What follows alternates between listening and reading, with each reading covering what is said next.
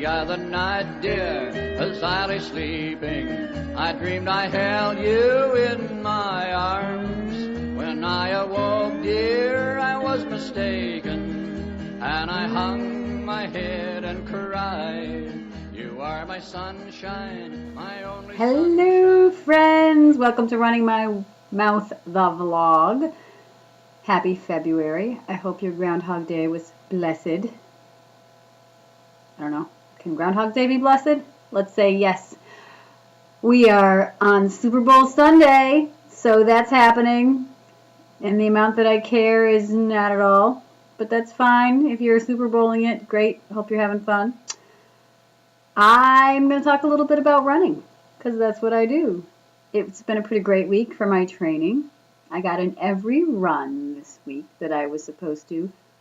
Friday, I was supposed to either do a 3-mile run easy or cross train, and because my husband went out of town for his Uncle Ronnie's funeral Thursday night, I chose to do some strength training instead. So I would have probably preferred the run, but it's always good for me to strength train because I don't do that enough. So that's that. This week coming up, I'm going to be doing my long run, which will be 8 miles, which is not that long when you think about my running history, but it's going to feel long, and I got to do a couple at race pace, which I haven't figured out what race pace is yet.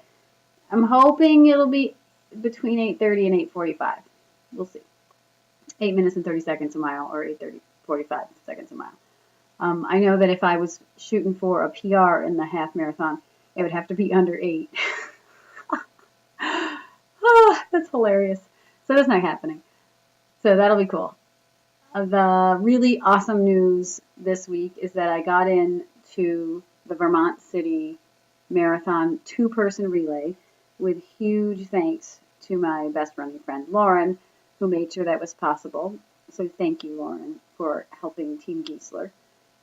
My initial plan was to run that with my husband because we had discussed it in the fall. And then a couple of days before the registration started, I discussed it with him. And he was like, I have to run a half marathon? He thought that it was a multi-person relay, which there are those options, but that wasn't what I had in my head. So then I thought, well, I guess we're not going to do it. But then my friend Lauren said, well, I can always find someone that will run with you. So she helped me get signed up because she's amazing. And then that night I went home. This was last Monday. And I told my husband, well, I signed up, so we can still go, and then I'll find someone to run with me. And he was like, well, tell me more about this. And I did a little research, and I found a Galloway training plan, which only has him running 3 days a week. So as you can probably tell, he did agree to run the half marathon of the half marathon relay, or the marathon relay with me. So I'm very excited. He's training. It's a really smart plan. 30 minutes a day. Not 30 minutes a day, excuse me. 30-minute run on Tuesday, 30-minute run on Thursday, and then a long run on Saturday, and a walk on Friday. His big problem, in my humble opinion, is that he runs too fast. He doesn't pace himself well. So I'm hoping I can kind of get him to do that. With our life the way that it is, we can't really run together too much. But I keep reminding him, you should feel good when you get done, not dead. So anyway, I'm very excited. And now we have a great weekend planned. So although I haven't signed up for the first 2 half marathons I plan on doing this spring in April and May, they're pretty much I'm going to do them. So that'll be my 3 half marathons within a month and a half of each other. So that's cool. And then I think it's February 18th opens up registration for Mount Washington, which is run in June. So I could have a pretty busy spring. Yeah. So topic 2 for today, what to read. And it's related closely with what to watch, which you're probably already watching this if you're interested. But here's what to read. My lovely friend Sandy at work brought me this book, The World of Downton Abbey. And it's The Secrets and History Unlocked. And it just really talks about the first 2 seasons, so it's a few years old now.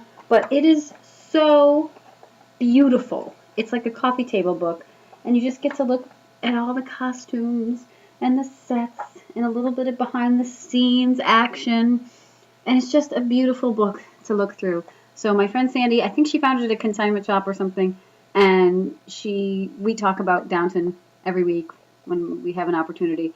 And so I highly recommend getting this book or getting a friend to give it to you, or a book like that. Or you know what, if Downton's not your thing, I bet they have these for all kinds of series, and it's just like really fun to.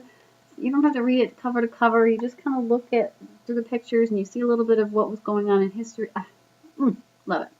So that leads me naturally to my recommendation. If you don't do Downton Abbey, I'd say give it a try. Do what you can to start with season 1, and by the time this season 6, I should know that, but I don't know, is done airing, maybe you'll have caught up. It's just fun. It's like a soap opera with class, or maybe, I don't know, maybe it's not with class, but it's just really cool to see the costumes they wear. And I'm like, look at me, I'm not a costume person, I'm not a hair and makeup person, but it really is sort of like breathtaking. And there's some really good drama. So there's that. Okay.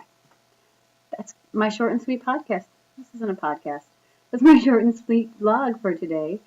So I hope everybody has a great week. Get out there and get running and reading and watching your favorite things. For this week, I say, thanks, Mom. The other night, dear, as I lay sleeping.